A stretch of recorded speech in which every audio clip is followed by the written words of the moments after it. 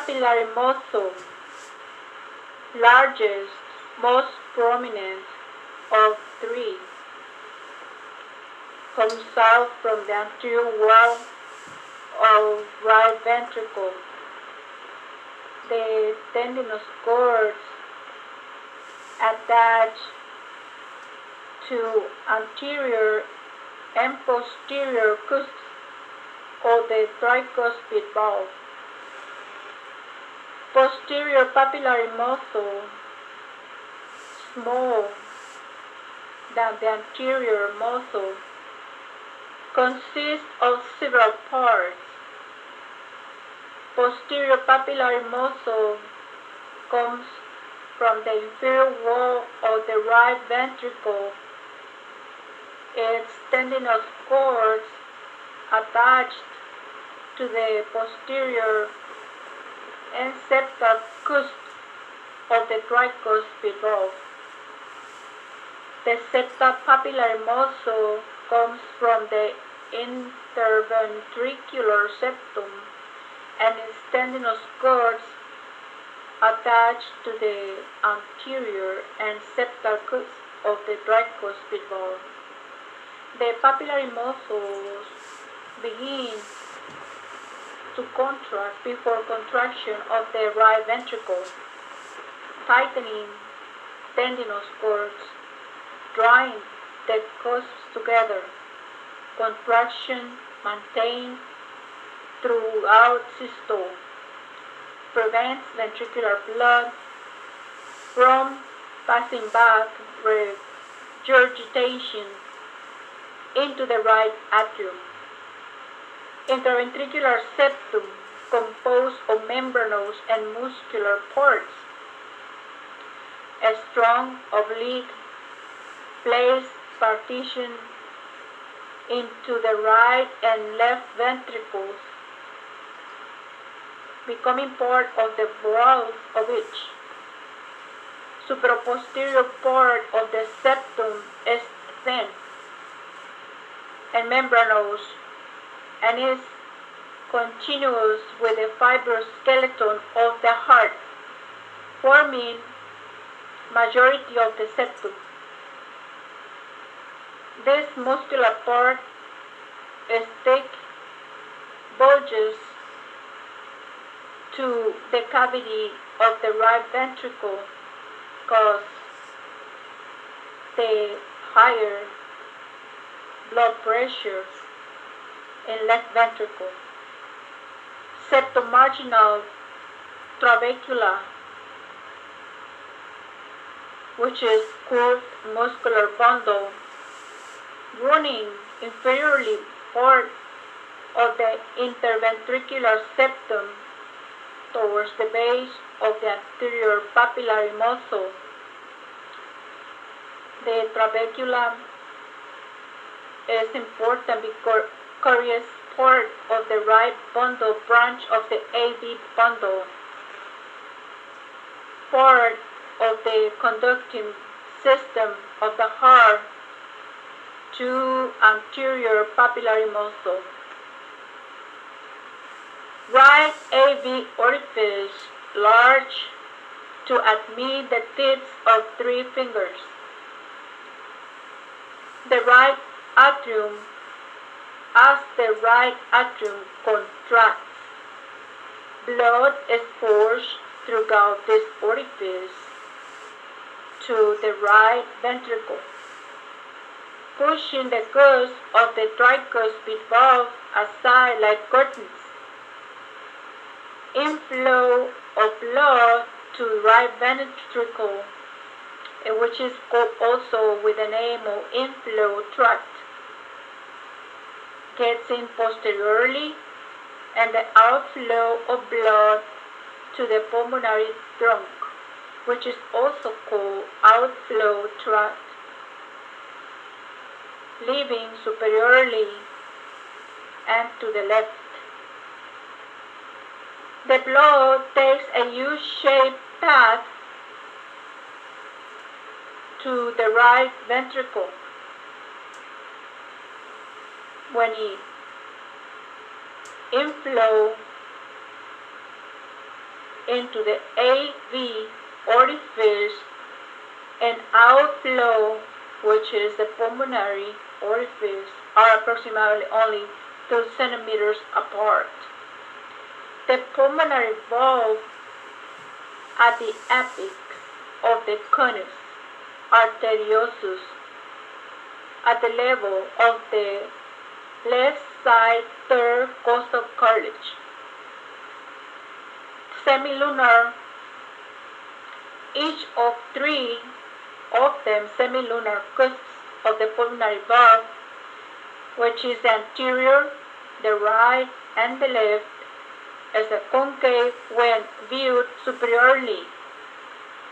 Cusps project into the artery but lie close to the walls of blood, leaves the right ventricle. The relaxation is what it follows of the ventricle, which is called diastole. Elastic recoils of the wall of the pulmonary trunk, forcing the blood back towards the heart. However, the cusps open up like pockets. Meanwhile, they catch the reverse blood flow and completely close the pulmonary orifice, preventing any significant amount of blood from returning to the right ventricle. Right away, superior to each valve, a wall of pulmonary trunk is slightly dilated to form a pulmonary sinus.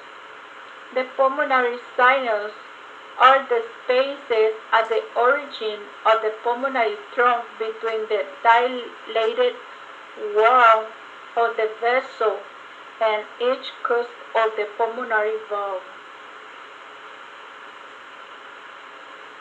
At the pulmonary sinus, the blood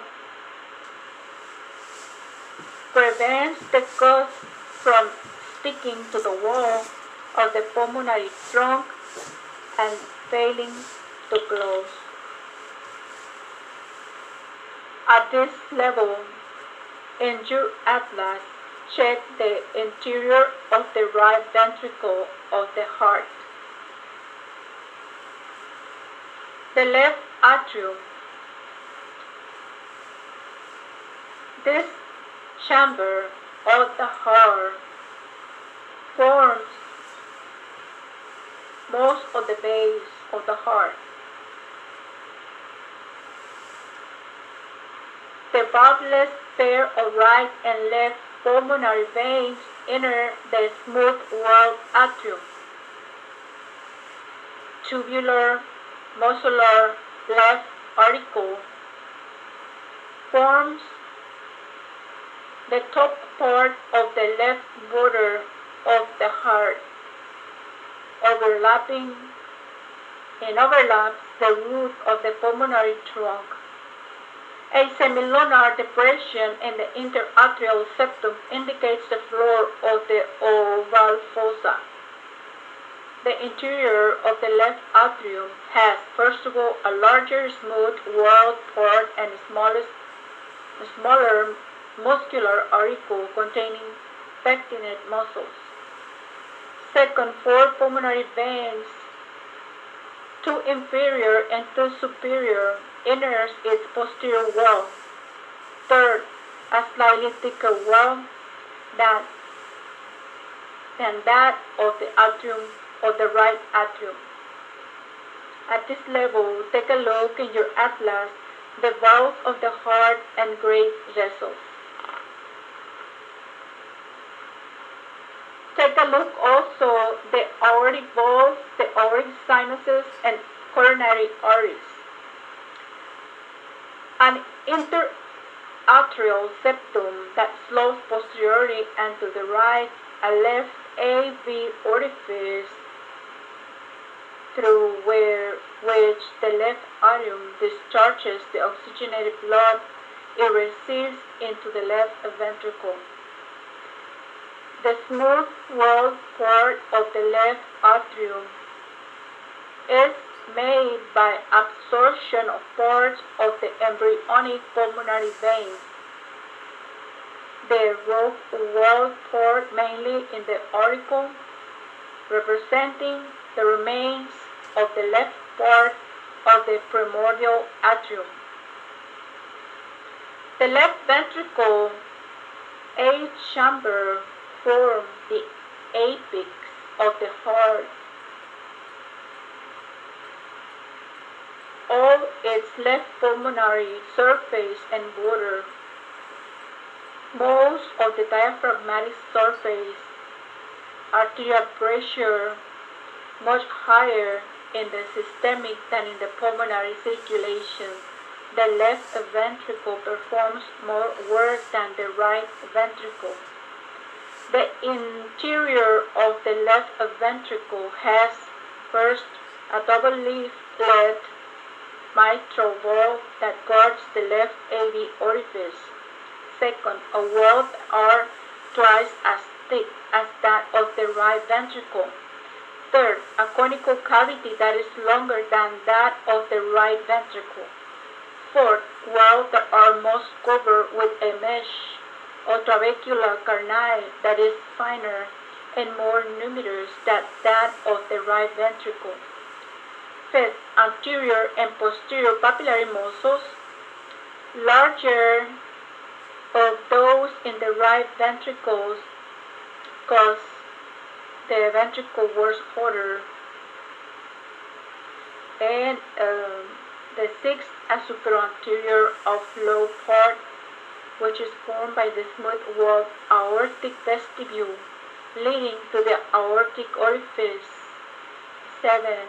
An aortic orifice lies at the right posterior part surrounded by a fibrous ring to which the right posterior and left cusps of the aortic valve are attached. On the other hand, the ascending aorta, approximately 2.5 centimeters in diameter, begins at the aortic orifice. The mitral valve has two cusps, anterior and posterior.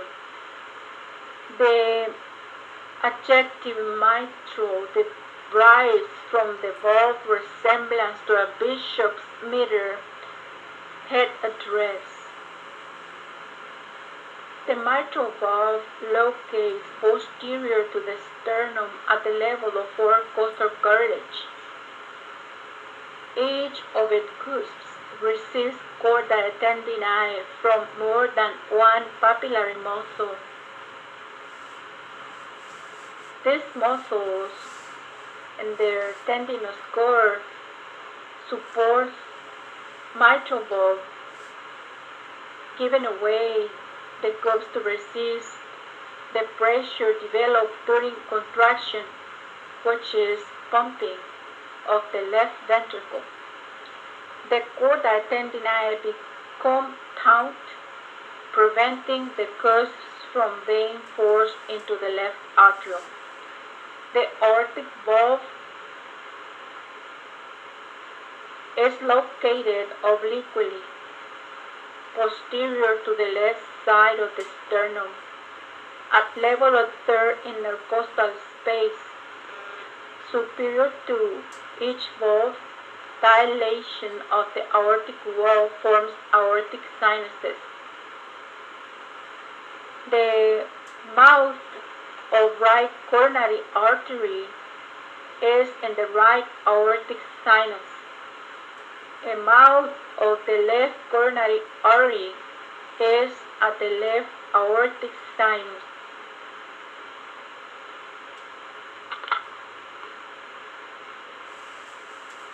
The vasculature and innervation of the heart.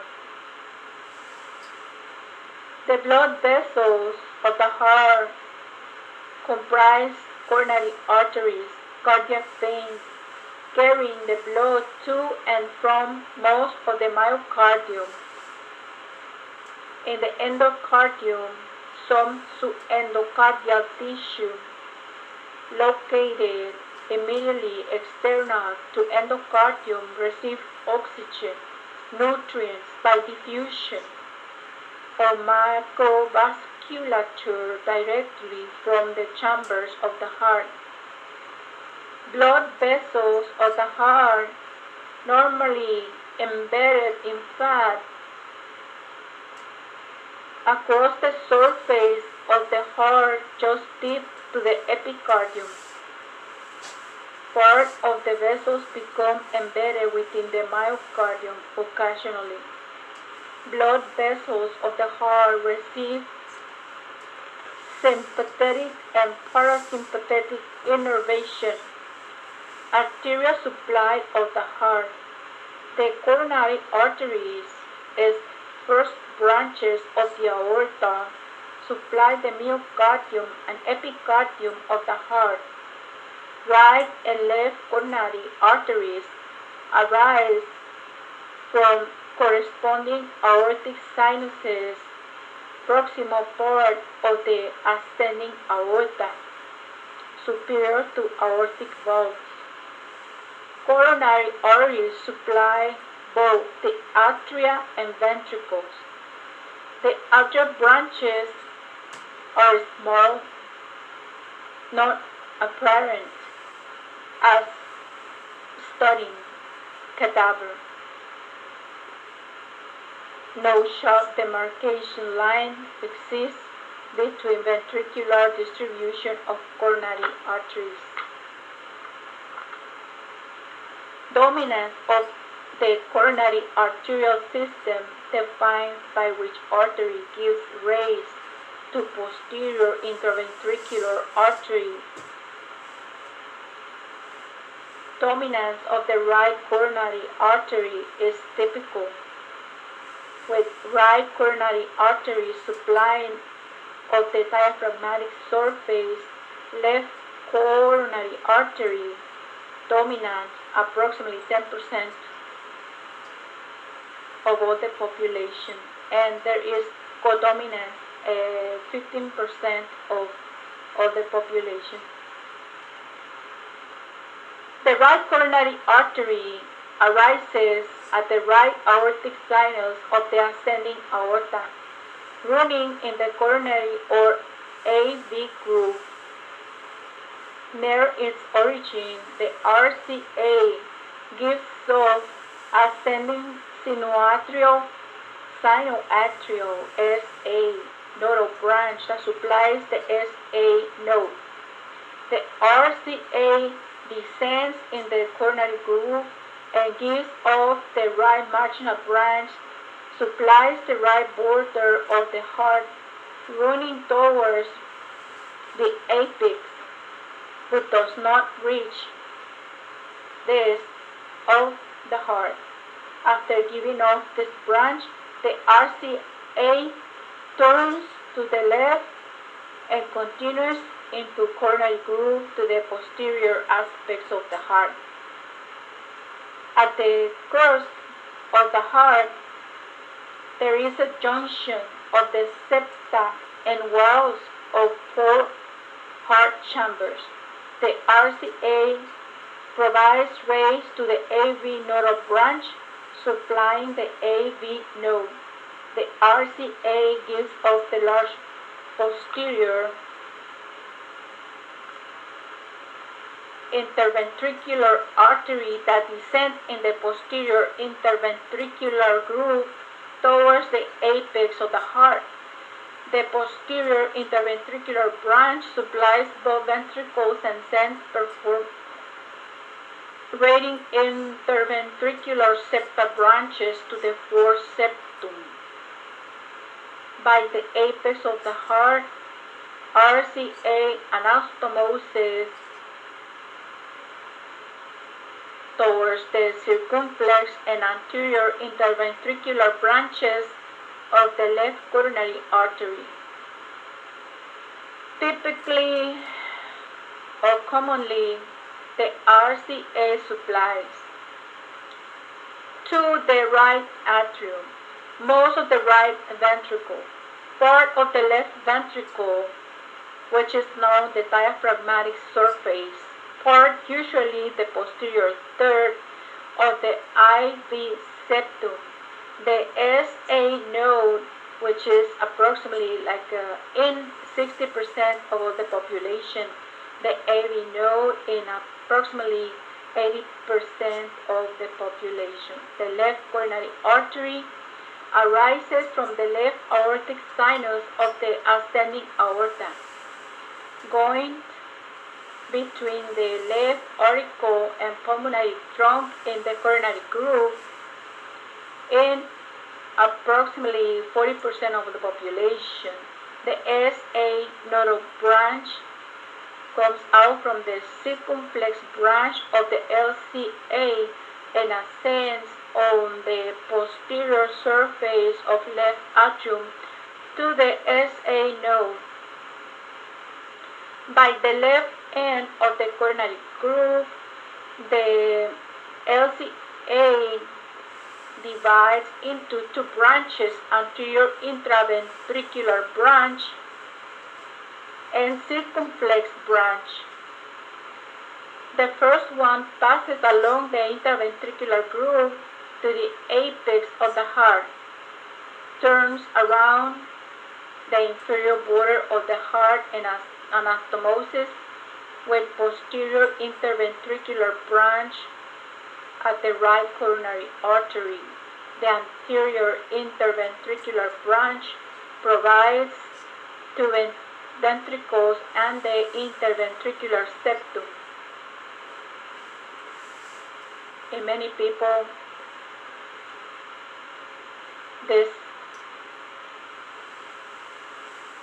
branch gives rise to a lateral diagonal branch descending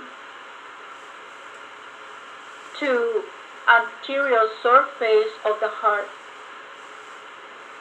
Smaller circumflex branch of LCA goes towards the coronary groove around the left border of the heart to posterior surface of the heart. Left marginal artery, which is a branch of the circumflex branch, follows the left margin of the heart, supplying left ventricle. The circumflex branch of the LCA ends on the posterior aspect of the heart and usually anastomosis with the posterior interventricular branch of the RC. And commonly, the LCA supplies to the left atrium, most of the left ventricle, part of the right ventricle, most of the fourth septum, including AV bundle of conducting tissue, and all along is performing four septum branches to the SA node in approximately 40% of all the population. Venous drainage of the heart. The heart is drained mainly by veins that empty into the coronary sinus and partially by small veins that empty into the right atrium, the coronary sinus. The main vein of the heart is a wide venous channel that runs from left to right in the posterior part of the coronary groove. The coronary sinus gets the anterior intraventricular vein and great cardiac vein is left at the left end. The posterior intraventricular middle cardiac vein and a small cardiac vein and its right end. The left posterior ventricular vein and left marginal vein opens into the coronary sinus. Great cardiac vein, as main tributary of the coronary sinus, begins at the apex of the heart and gets up with the anterior intraventricular branch of the LCA at the coronary groove and turning around to left side and runs around the left side of the heart with the circumflex branch to get up to the coronary sinus. The great cardiac vein drains the area of the heart supplied by the coronary artery left side. The middle and small cardiac veins drain most of the area supplied by the coronary artery to the right side. The oblique vein of the left atrium, a small, unimportant vessel postnatally that runs over the posterior wall of the left atrium, merging with the great cardiac vein to form coronary sinus.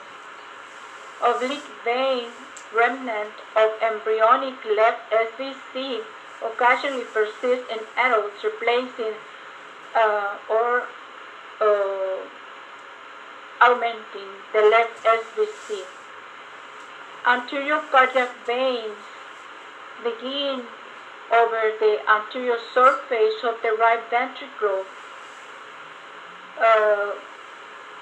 crossing over the coronary groove, usually ends directly in the right atrium. The smallest cardiac veins are minute vessels beginning in the capillary bed of the myocardium, opening through into the chambers of the heart of the atria.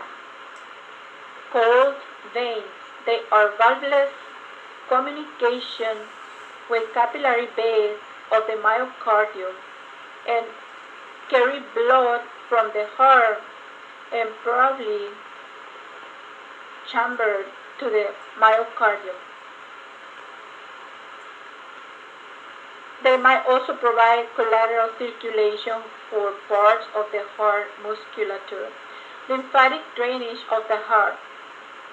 Lymphatic vessels in the myocardium and subendocardial connective tissue pass to the epicardial lymphatic plexus. Vessels from this plexus pass to the coronary groove and follow the coronary arteries, a single lymphatic vessel formed by the union of various vessels from the heart. Ascends between the pulmonary trunk and left atrium and ends in the inferior tracheobrachial lymph nodes, usually on the right side. Conducting systems of the heart. In the sequence that it takes in each one of the events in the cardiac cycle, atrium and ventricle work together as one pump on each side of the heart.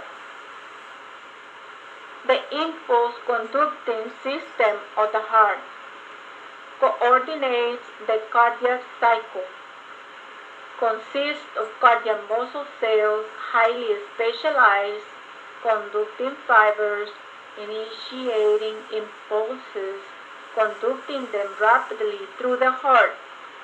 Nodal tissue initiates the heartbeat, coordinates contraction of the four heart chambers. The SA node is located anterolaterally, just deep to the epicardium at the junction of the SVC and right atrium. Close the superior end of the sulcus terminalis. The SA node is a small collection of nodal tissue, a specialized cardiac muscle fiber, and associated fibroelastic connective tissue. Is the pacemaker of the heart. The SA node stores and regulates the impulses for contraction, giving off an impulse approximately 70 times per minute in most people. The contraction signal from the SA node is passed throughout the musculature of both atria. The SA node is supplied by the SA nodal artery, which is usually a branch of the right coronary artery, but it might arise from the coronary artery of the left side. The SA node is supplied by divisions of both autonomic nervous system through the cardiac plexus. The rate at which the node produces impulses can be altered by nervous stimulation. Sympathetic stimulation accelerates the heart rate. Parasympathetic stimulation slows down the heart rate. The IV node is a smaller collection of nodal tissue located in the posterior inferior region of the interatrial septum near the opening of the coronary sinus,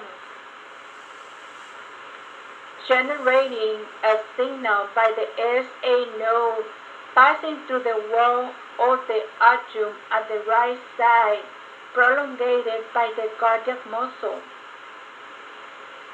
which is called myogenic conduction, transmits rapidly signals from the SA node to the AV node. The AV node distributes signals to the ventricle throughout the AV bundle. Sympathetic stimulation speeds up conduction, and parasympathetic stimulation slows it down. The IV bundle, the only one bridge between the atrial and ventricular myocardium, passes from the AV node through insulating fibrous skeleton of the heart and along the membranous part of fourth septum. At the junction of the membranous and muscular parts of this septum, bundles of AV divide into right and left. Bundles proceed on each side of muscular fourth septum deep to endocardium and then ramifies into subendocardial branches, and these are also received a name of Purkinje fibers, extending into the walls of respective ventricles. Subendocardial branches of the right bundle stimulates muscles of the fourth septum. The anterior papillary muscles throughout septomarginal trabecular moderator band, the wall of the right ventricle. The left bundle divides very close to its origins into approximately smaller tracts around 6, giving rise to subendocardial branches stimulating the fourth septum. Anterior and posterior papillary muscles and the wall of the left ventricle. Approximately 80% of the population, the AV node is supplied by AV nodal artery